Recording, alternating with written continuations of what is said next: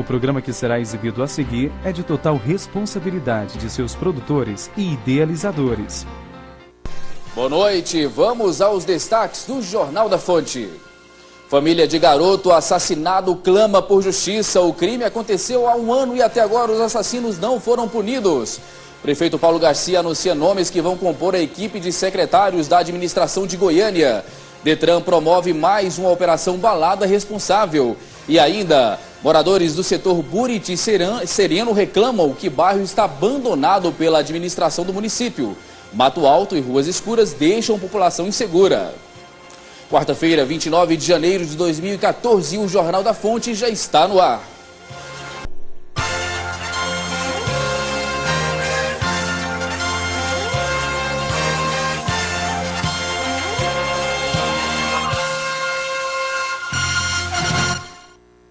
Detran Goiás promove ação Balada Responsável em mais um shopping da capital. O objetivo é conscientizar a população sobre as leis de trânsito e os riscos de dirigir alcoolizado. Uma ação de conscientização do projeto Balada Responsável nesta quarta-feira, a partir das 7 da noite. A iniciativa tem o objetivo de divulgar o programa e conscientizar a população sobre os perigos de misturar direção e álcool. A ação acontece por meio de abordagem e, além de informações, o público recebe um porta-documentos com a marca da operação, intitulada Balada Responsável. Eu abraço essa ideia. Desde o começo do programa, houve uma queda de 40% de acidentes com pessoas alcoolizadas envolvidas. A intenção da iniciativa é mostrar que não é proibido beber, e sim beber e dirigir. Lançado em setembro de 2011, o programa Balada Responsável atua na fiscalização com a realização de blitz e já abordou mais de 600 mil pessoas e realizou 81.195 testes do bafômetro, que resultaram na prisão de 374 motoristas e na punição administrativa, que é a multa e suspensão de CNH de outros 5.399. Moradores do Buriti Sereno, em Aparecida de Goiânia, reclamam de mato alto, ruas escuras e falta de segurança. Para os moradores, o bairro está esquecido pelo poder público. Esta região do Buriti Sereno ainda é pouco habitada. Lotes baldios são maioria na quadra 120, entre as ruas Ibira e Iguaçu. E o mato está tomando conta da região. De tão alto, pode abrigar marginais. É perigoso dengue, né? Dengue esconde também as pessoas, né? Esconde alguma coisa. Nós estamos pedindo para roçar o mato e dar maioria para nós. Todo mundo corre risco de ser assaltado, porque o mato está muito alto. E para ver se vocês tomam as providências mais rápido impossível, né? Porque que tá todo mundo aqui, né, esperando eles roçar esse mato aqui para ver se melhora, né? Tem mais segurança, né? Tem mais segurança para os moradores daqui do Buriti Sereno, né? Esta construção abandonada, que segundo os moradores está sendo utilizada por bandidos, também amedronta a população. A gente anda muito com medo daquele mocó ali, que é muito escuro, né, a rua aqui. Outro problema que esses moradores precisam enfrentar é a falta de iluminação no local. A quadra não tem poste de energia elétrica. A gente vai para a igreja todo dia, vai estar escuro e na volta também. E vai, neste momento, a gente corre muito risco, porque não tem como a gente enxergar, o mato já está alto e está escuro. Nós estamos pedindo muito tempo para roçar esse mato, para pôr poste para nós e não coloca de jeito nenhum. E você vê, nós está aqui, ó, na nossa casa não aberta aqui, ó. Tiver assim a luz, né? E também falta de energia direto. Tem vez que acaba a energia à tarde e vai chegar no outro dia lá para as 3 horas da tarde. São muitos problemas e a Secretaria de Desenvolvimento Urbano esclarece que a roçagem foi feita em todo o setor no final do ano passado. Em razão das chuvas que propiciam o crescimento do mato e do alto índice de infestação da dengue na região, o serviço está sendo refeito essa semana em caráter de emergência nas áreas públicas e lotes da parte asfaltada do Buriti Sereno 1. O restante do setor será incluído no cronograma de roçagem nas próximas semanas. Quanto à iluminação, a equipe técnica fará vistoria e reposição das lâmpadas ainda essa semana. A família de um garoto morto em janeiro do ano passado clama por justiça. Segundo informações da própria família, o autor já teria sido identificado pela polícia, mas ainda não foi preso. Clamando por justiça, familiares do garoto Vinícius Rafael Alves Rodrigues, de 11 anos, foram até o cemitério Parque, onde o menino está enterrado, cobrar das autoridades policiais solução para o crime, onde Vinícius e um colega morreram após ter o corpo queimado. Nós viemos aqui para pedir justiça, né, toda a nossa família, porque tem um ano que isso aconteceu e nós não temos resposta da polícia, né, nós não temos resposta da justiça mesmo. O crime aconteceu em janeiro de 2013, no dia 19. 10 dias depois, Vinícius morreu. Ele estava na panificadora onde a mãe trabalhava, quando Valdecir Mendes, esposo da dona da padaria, jogou gasolina no comércio. O Vinícius foi ajudar um colega dele que estava pegando fogo e ele caiu no chão, porque estava escorregadio por causa da gasolina. E nisso o fogo, né, pegando em todo o corpo dele. Ele teve 60% do corpo queimado. A mãe do menino, Sandra Alves Pereira, de 43 anos, entrou em depressão após a morte do filho e acabou falecendo após descobrir um câncer. A família espera que Valdecir Mendes seja encontrado e punido pelos crimes que cometeu. O que nós queremos é pedir justiça mesmo, nós queremos que a polícia vá atrás desse homem, porque se ele fez isso, ele consegue fazer isso de novo, né? Então nós queremos mesmo que seja feita alguma coisa pela morte do Vinícius e também pela morte da minha tia, porque a minha tia morreu, né? E o que ela mais queria era que esse homem fosse preso. E de acordo com a delegada Flávia Andrade, da Delegacia de Homicídios, o inquérito continua em investigação.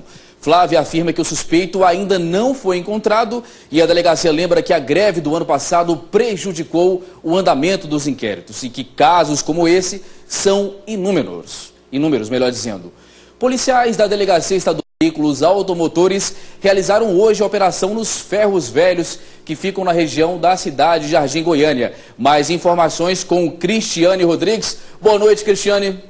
Boa noite, Segismar. Boa noite para você que está em casa. Um detento foi morto hoje pela manhã na casa de prisão provisória. Gelson Souza Costa, de 23 anos, foi espancado por outros presos durante o banho de sol no pátio da CPP. Ele foi levado para o posto de saúde da penitenciária, mas veio a óbito. Gelson aguardava julgamento por furto. De acordo com a Sapejus, foi aberta sindicância para apurar o ocorrido. E um delegado aposentado foi detido por policiais militares hoje à tarde por dirigir uma caminhonete de placa fria na região de Campinas. De acordo com a PM, o delegado aposentado desacatou os militares durante a abordagem e foi encaminhado para o 5º DP, mas já foi liberado. E agora um apelo solidário. A direção do Instituto Goiano de Oncologia e Hematologia, o INGO, pede doação de sangue para o tratamento de Márcio Rony, o homem que teve 75% do corpo queimado após tentar salvar a vida de uma criança durante os ataques a ônibus no Maranhão no início do mês. Então, fica esse apelo agora, né? Ele que precisa aí de bolsas de sangue para a continuidade do tratamento. Com você, Segismar. Ok, Cristiane Rodrigues, muito obrigado pela sua participação. A gente percebe que além das questões, das investigações da Delegacia de Furtos e Roubos, são muitos os assuntos ligados aí à violência, à questão de violência na capital. E fica o apelo para que você possa doar, espectador, sangue a este homem que, de maneira heróica, tentou salvar a vida daquela menina nos ataques no Maranhão. E veja a seguir, prefeito de Goiânia imposta novos secretários. Continue na fonte e nós voltamos já.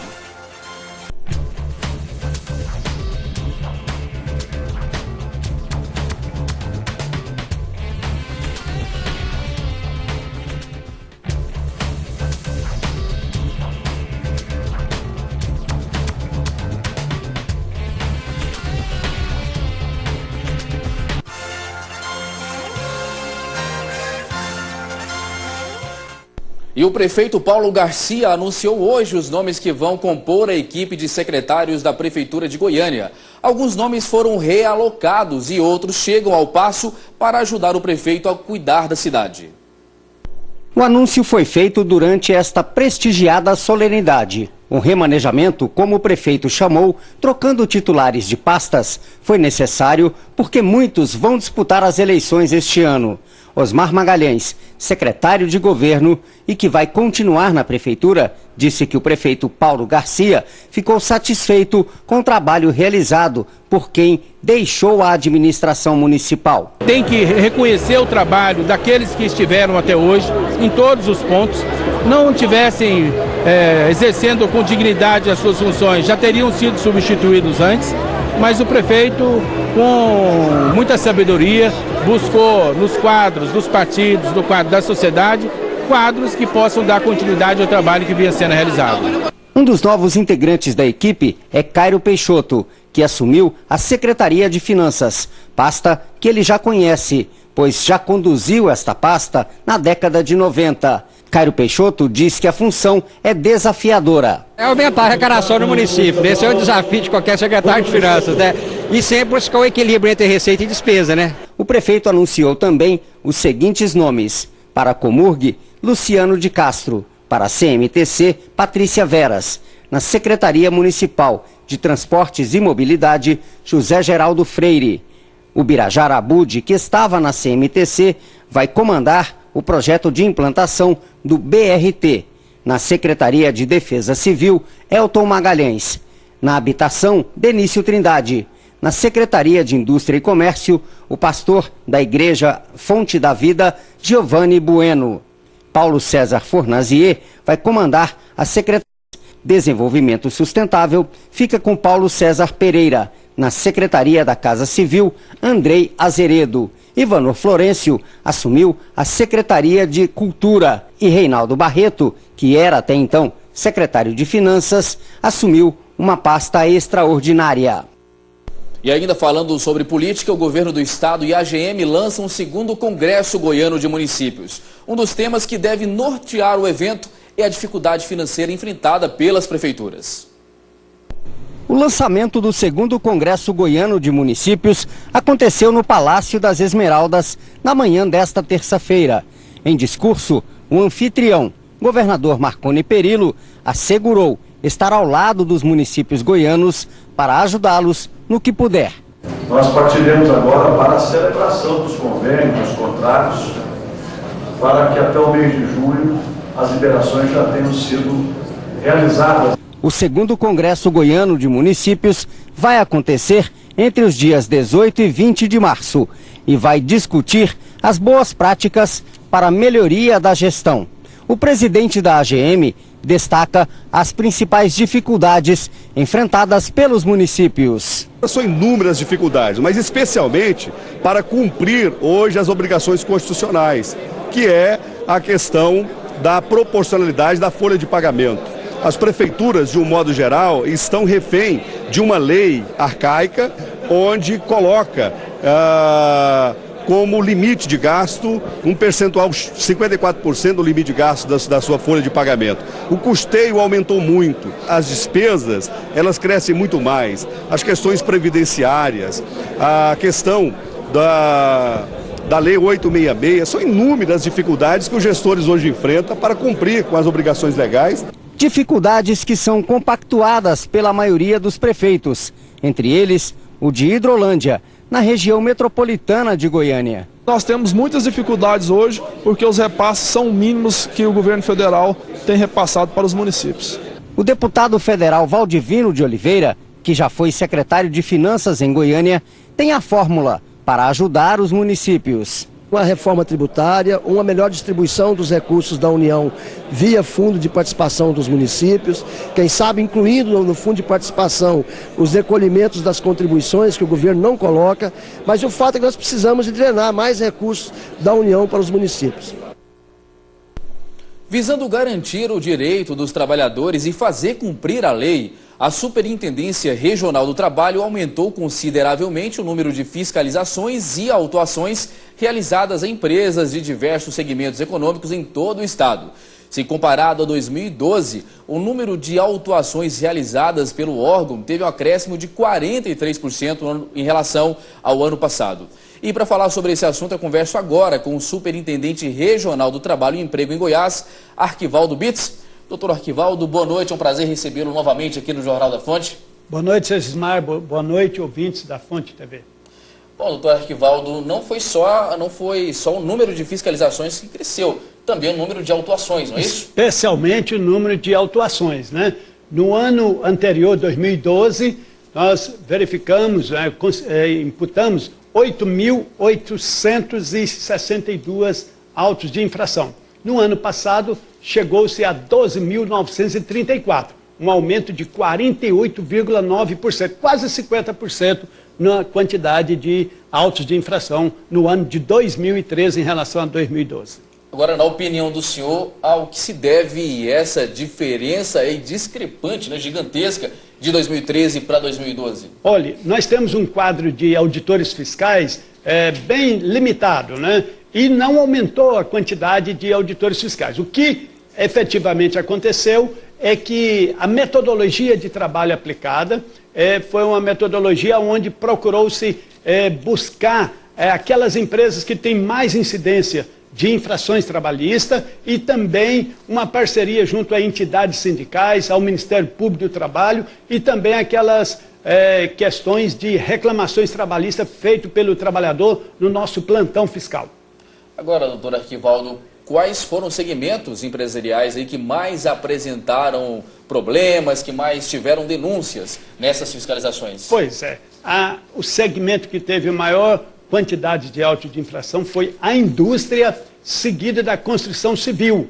E numa área que eu prezo muito cuidado com essa área, que é a questão da falta de observação das normas regulamentadoras em relação à prevenção de acidente de trabalho e à saúde do trabalhador. Nós temos feito, toda a nossa equipe de auditores fiscais tem um cuidado todo especial nessa questão, porque não podemos admitir, Cesmar ou telespectadores, que um trabalhador saia de casa de manhã, deixe a sua família e no decorrer do dia ele sofra um acidente e venha ter problemas graves na saúde e algumas vezes até óbito. Já imaginou? A pessoa sai para o trabalho, no seu trabalho acontecer. Então, por isso, o Ministério do Trabalho a nível nacional, mas especialmente nós aqui em Goiás, temos tido toda uma atenção nessa questão de prevenção a acidente de trabalho.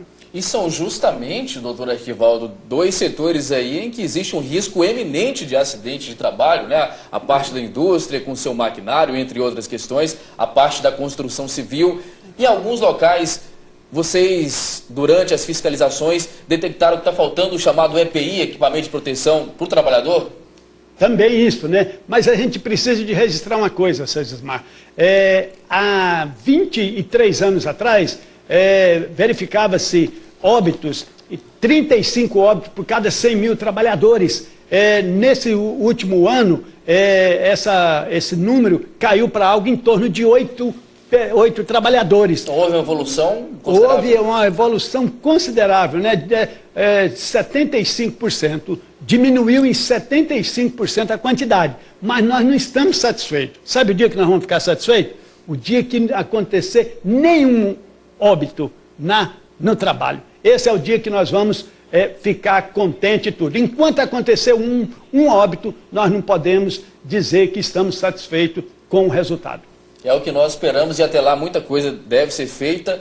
Inclusive, gostaria de saber do senhor que tipo de infração, falamos agora de óbito, né? Certo. Que tipo de infrações graves vocês pode expor para a gente que foi detectada nessas fiscalizações? Olha, especialmente a questão de falta de EPI, mas também a questão de PCMO e outros procedimentos que evitam que procura evitar, né, qualquer tipo de acidente. Mas também nós tivemos vários outros tipos de infrações, e aí vai de todas as formas de infrações. Falta de exames médico-admissionais, de treinamento específico, utilização de EPIs, até mesmo anotação de carteira de trabalho. Tudo isso traz reflexo negativo para o trabalhador que tem um problema, que aí ele não tem um amparo do INSS, da Previdência Social. Então são vários os fatores, mas os fundamentais é aqueles ali que em altura o trabalhador não observa o devido utilização do EPI, e aí, em altura, a queda é fatal, né? Então, esses momentos aí a gente não pode descuidar em nenhum momento mesmo. Realmente é muito importante estar sempre ligado nisso. Doutor Arquivaldo, o senhor falou há poucos minutos atrás da dificuldade com relação ao número do efetivo de fiscais. Né? Quantos fiscais nós temos hoje em Goiás, aproximadamente? Olha, Chesismar, nós estamos com um universo de 76 auditores fiscais na ativa no estado de Goiás, mas eu digo para você, esses 76 fiscais são bons de bola mesmo. Eles fazem o que podem fazer, né? E tem um resultado altamente significativo. Tanto que, sem aumentar nem o número de auditor, e a rigor aposentaram-se 3 ou 4 no decorrer do ano passado, conseguiu-se um resultado ainda melhor do que o ano anterior. E não é porque eles deixaram de trabalhar, é porque foi feita uma nova sistematização, com isso conseguiu alcançar melhores resultados. Portanto, eu só tenho a dizer, a equipe não é a ideal em termos quantitativos, mas em termos de qualidade, a nossa auditoria do Ministério do Trabalho está de parabéns, e os trabalhadores brasileiros, trabalhadores goianos, podem ficar tranquilos. Se depender das o trabalhador goiano estará sempre amparado. Esteve conosco no Jornal da Fonte o Superintendente Regional do Trabalho e Emprego em Goiás, Arquivaldo Bitts. Boa noite para o senhor, muito obrigado pela sua participação. Eu que agradeço mais uma vez, sempre que vocês convidarem estarei aqui presente para falar deste assunto e outros assuntos importantes, como a questão da emissão de carteira de trabalho, questão de seguro-desemprego e todas as outras atividades, inserção de menor aprendiz, pessoas com deficiência. Muito obrigado. E a repórter Cristiane Rodrigues traz mais informações aqui no Jornal da Fonte. Boa noite, Cristiane. Boa noite, Segismar. Eu volto para falar do aumento da criminalidade aqui em Goiânia, né, na Grande Goiânia, na região metropolitana. E com o aumento da criminalidade, a polícia não pode parar. Por isso, a Delegacia de Furtos e Roubos de Veículos realizou hoje uma operação ali nas imediações de Campinas. E eu falo agora com o delegado titular, Dr. Edson Carneiro. Boa noite, delegado. O que a polícia apurou ali nas imediações, ali nas regiões onde vende, né, peças de veículos?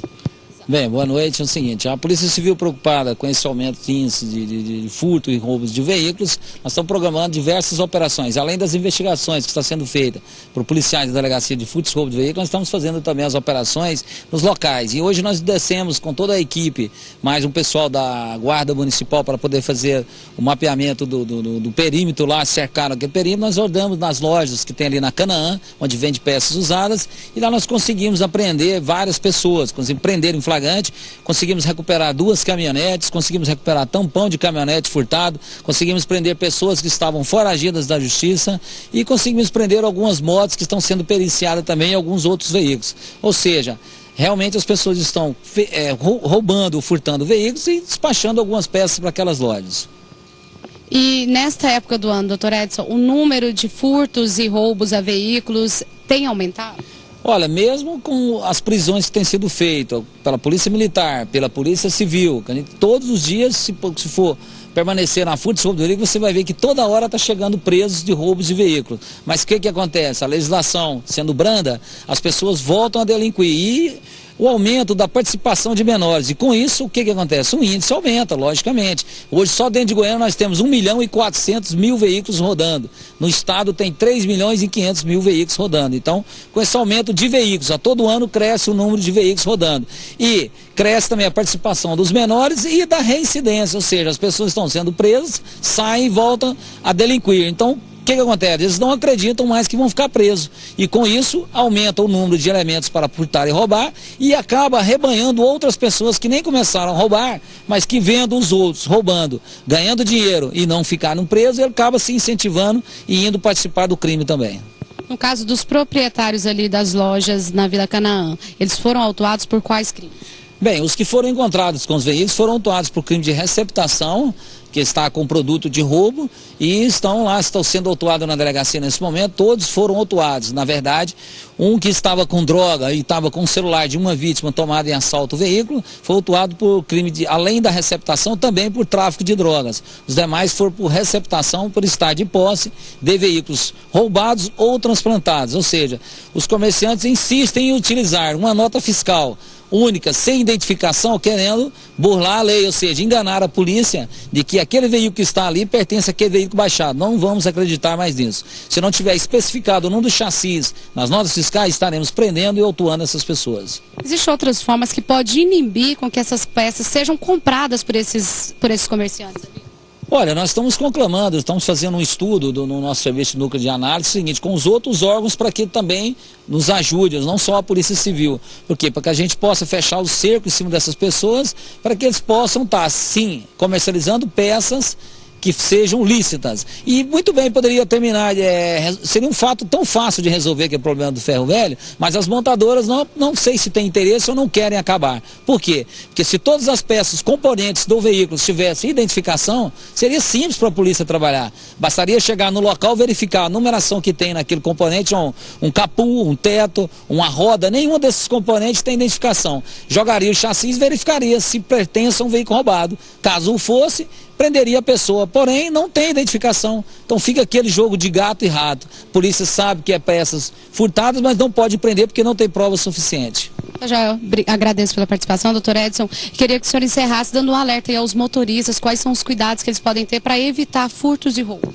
Primeiro eu quero deixar as pessoas tranquilas o seguinte, mesmo com o aumento, a Polícia Civil, através da Função do Veículo, não para de trabalhar. Nós estamos trabalhando dentro do nosso limite máximo. Mas alerta fica assim, as pessoas param em trânsito, as pessoas param na porta de residência, ficam brincando no celular, jogando ou passando mensagem, elas não veem chegar a presença dos bandidos. Os bandidos não fazem nada, gente, eles ficam andando, procurando vítimas potenciais. Então não andem com a chave exposta, não andem com celulares. Quando estiver chegando perto do veículo, não acione o alarme de longe. E quando estiver chegando em casa, verifique se está sendo seguido. Ou quando for abrir um portão, dá uma olhadinha antes para ver se não tem ninguém próximo, que às vezes você pensa, é um menino qualquer. Mentira, porque adolescentes a partir de 12 anos já estão utilizando armas de fogo para praticarem roubos. Muito obrigada, doutor Edson. Volto com você, Segismar. Obrigado pela sua participação. Obrigado também ao doutor Edson, titular aí da Delegacia de Roubos e Furtos, e como trabalha essa delegacia, né? Hospitais particulares de Goiás se reúnem em busca de mais qualidade no atendimento. Organizados em uma associação, eles criaram um selo para classificar as unidades mais seguras para o paciente. 15 hospitais do estado, entre eles 12 de Goiânia, 2 unidades de Aparecida e 1 de Anápolis, passaram por uma análise técnica para a classificação hospitalar APASEG com base em parâmetros internacionais e de organizações de saúde. Qualidade hospitalar é segurança. Hospital, pela beleza, é muito bom um hospital bonito, é muito bom um pessoal educado, que é o critério que normalmente se utiliza, mas o bom é aquele hospital que se questiona, que tem comissões, que tem uma estrutura preparada para aquele tipo de procedimento. Mais de 230 itens, como se os hospitais possuíam pronto-socorro 24 horas, no mínimo 40 leitos comum e 10 de unidades de terapia intensiva e serviços de diagnóstico e terapêutica 24 horas, foram avaliados durante o trabalho de classificação que durou 3 anos. As instituições precisaram se adequar ao padrão de exigência. Nesse momento, nós partimos para uma padronização. Então, alguns tiveram uma jornada mais longa, outros tiveram uma jornada mais curta, mas todos nós investimos em treinamento, em contratação e em equipamentos, para nos adequarmos a regras internacionais consolidadas de qualidade. A presidência da Associação dos Hospitais Privados de Alta Complexidade de Goiás acredita que a classificação irá aumentar a segurança dos hospitais e a exigência da população e das instituições de saúde do estado. Tem uma função básica que é dar credibilidade e ela gera a aceitabilidade. Sem credibilidade não há aceitabilidade. Então nós precisamos que as pessoas acreditem que isso é sério e nós temos como mostrar que é sério e aí elas passem a cobrar. A partir do momento em que o paciente começar a questionar, a perguntar, a cobrar, ele estará mais seguro. Não tenha vergonha, questione sempre. Foram feitas várias abordagens com relação ao serviço dos hospitais e nós checamos todos os pré-requisitos necessários, as não conformidades, fomos atrás de corrigir essas não conformidades e hoje a gente tem um resultado que é medido, é avaliado e pode ser melhorado. E o Jornal da Fonte termina aqui, nós voltamos amanhã. Na sequência você fica com o programa Na Marca do Pênalti. Uma excelente noite para você e até lá.